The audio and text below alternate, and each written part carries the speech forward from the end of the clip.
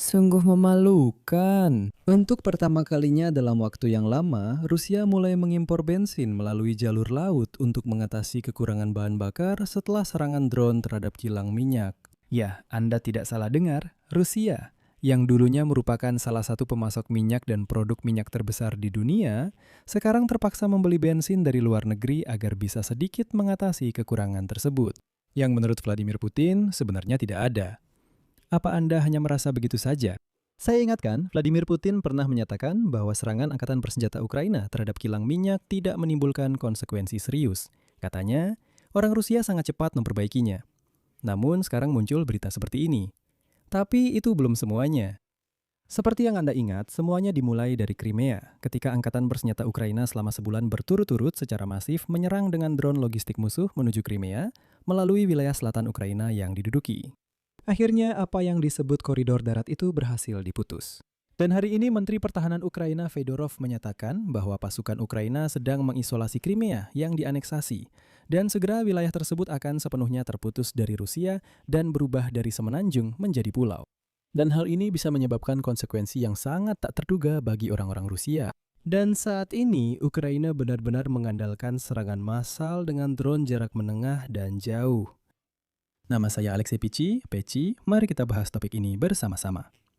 Tapi sebelum kita mulai, saya minta Anda untuk berlangganan saluran ini. Beri suka pada episode ini dan jangan lupa tulis komentar Anda di bawah video ini. Dan jangan lupa juga untuk berlangganan saluran Telegram saya, Peci News, tautannya ada di deskripsi video ini.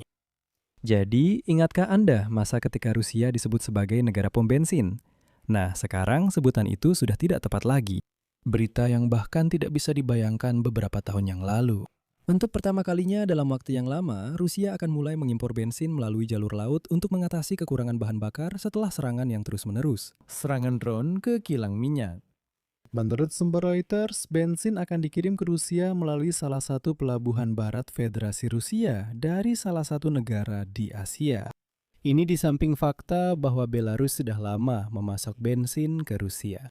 Selain itu, seperti yang diketahui, hari ini, tahun lalu setelah serangkaian serangan musim panas terhadap kilang minyak, otoritas Rusia sudah mempertimbangkan kemungkinan membeli bensin dari Tiongkok, Singapura, dan Korea Selatan. Dari mana bensin akan dikirim kali ini, sumber Reuters tidak merinci. Namun, inti dari berita ini benar-benar mengejutkan. Rusia yang dulunya merupakan salah satu pemasok minyak dan produk minyak terbesar yang sering disebut sebagai negara pompa bensin, kini justru mengemis di Asia agar mereka mau menjual bensin kepadanya. Rusia kekurangan bensin. Mereka bilang, tolong siapapun jual bensin ke kami karena ya sedang ada kekurangan. Dan ingat, bagaimana Vladimir Putin baru-baru ini mengatakan bahwa serangan terhadap kilang minyak sama sekali bukan masalah.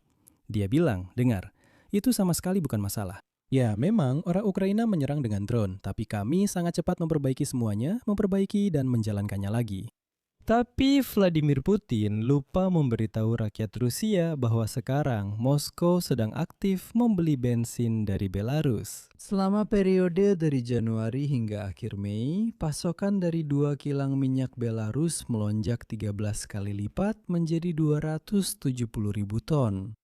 Pengiriman bahan bakar diesel melonjak 3 kali lipat dan mencapai 180.000 ton. Pengiriman bensin dari Belarus meningkat 13 kali lipat. Pejabat Rusia juga meminta bensin dari Kazakhstan untuk mengatasi kekurangan tersebut. Namun, baik Belarus maupun Kazakhstan tidak memiliki kapasitas yang cukup untuk secara signifikan mendukung pasar bahan bakar Rusia. Oleh karena itu, bahkan dengan pasokan dari mereka, bensin mulai langka di SPBU Rusia.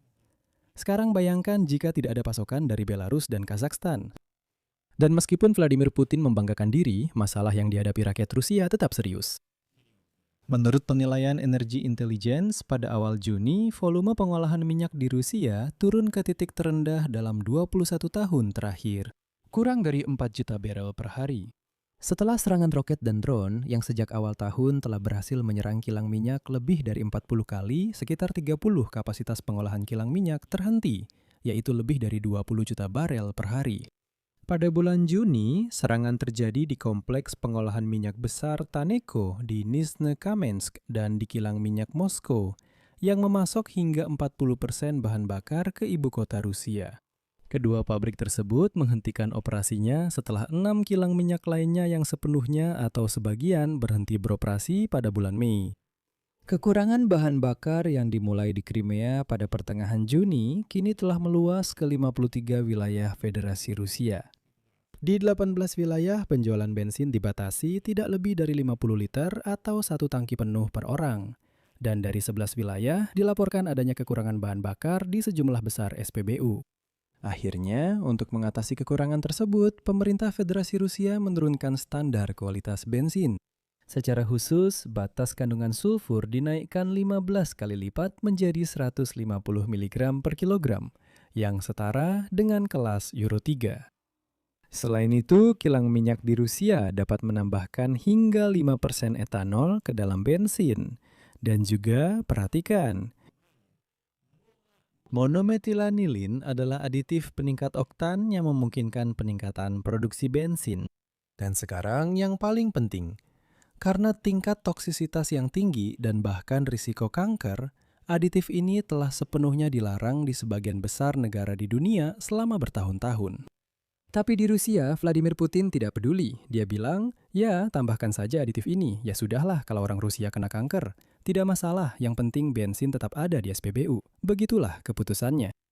Kalian paham, coba renungkan. Monometil anilin ini benar-benar dilarang hampir di seluruh dunia. Ya, di beberapa negara Afrika memang diizinkan, karena di sana juga ada kekurangan bensin. Dilarang karena zat ini menyebabkan kanker. Uap dari unsur ini menyebabkan kanker. Di Rusia, katanya zat ini boleh ditambahkan. Tapi sepertinya ini baru permulaan. Pasukan Ukraina memutus akses ke Crimea yang dianeksasi dan segera wilayah itu akan sepenuhnya terputus dari Rusia. Hal ini disampaikan oleh Menteri Pertahanan Ukraina Mikhail Fedorov. Berikut kutipannya. Pada dasarnya terjadi isolasi Crimea dengan drone dan tampaknya dalam waktu dekat Crimea akan berubah menjadi sebuah pulau. Dan ini bisa membawa konsekuensi yang sangat tak terduga bagi orang-orang Rusia. Dia menekankan bahwa dalam 4 bulan terakhir, pemerintah telah membeli lebih banyak drone daripada sepanjang tahun 2025. Berikut kutipan lainnya dari beliau. Kami fokus pada drone dengan serat optik pada Middle Strike, yaitu drone jarak menengah yang menyerang logistik Rusia di wilayah pendudukan, dan kami telah mengontraknya 333 kali lebih banyak dibandingkan tahun lalu. Namun, kami baru saja memulai pembelian. Pekerjaan untuk Middle Strike masih berlanjut. Neraka akan segera dimulai bagi orang Rusia. Secara keseluruhan, Kementerian Pertahanan Ukraina mengisyaratkan bahwa orang Rusia di bagian wilayah Zaporizhia, Kherson, dan Donetsk yang diduduki akan menghadapi musim panas yang paling berat. Oleh karena itu, bagi warga Ukraina, bukan orang Rusia, tidak, bagi warga Ukraina yang masih tinggal di wilayah pendudukan, sebaiknya segera melakukan evakuasi sekarang juga. Sedangkan orang Rusia, biarkan saja mereka yang kena hantam. Saya ingatkan, sebelumnya Komandan Pasukan Sistem Drone Ukraina, Robert Brody Madjar, juga pernah berjanji akan mengisolasi Crimea dalam waktu dekat. Dia menekankan bahwa unit-unit Petahana Madjar terus meningkatkan serangan terhadap jalur utama menuju Semenanjung, yang oleh orang Rusia disebut sebagai Novorossiya.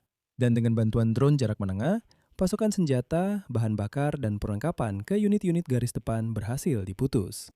Secara keseluruhan, menurut rekaman video yang telah dikonfirmasi oleh para analis, sejak bulan Mei, Angkatan Bersenjata Ukraina telah melakukan setidaknya 375 serangan terhadap truk dan truk tangki bahan bakar yang bergerak di koridor darat menuju Crimea. Selain itu, serangan juga diarahkan ke jembatan-jembatan menuju Semenanjung.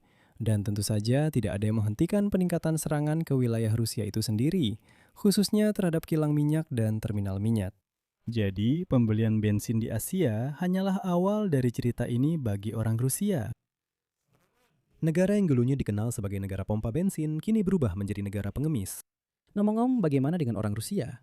Sudah tidak terlalu lucu lagi melihat Ukraina meminta bantuan dari sekutunya. Lalu, kenapa kalian sekarang meminta bantuan ke Asia?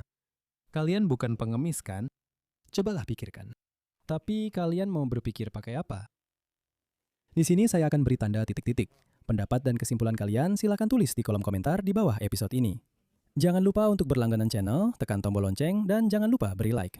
Jika kalian ingin mendukung kerja channel YouTube ini, kalian bisa melakukannya dengan donasi melalui tautan dan informasi yang ada di deskripsi video ini. Di sana ada Patreon, Buy Me a Coffee, bahkan dompet kripto, rekening bank, dan juga sponsorship YouTube. Silakan pilih format yang paling nyaman untuk kalian. Saya akan sangat berterima kasih atas dukungan apapun dari kalian. Itu saja. Jaga diri kalian, sampai jumpa semuanya.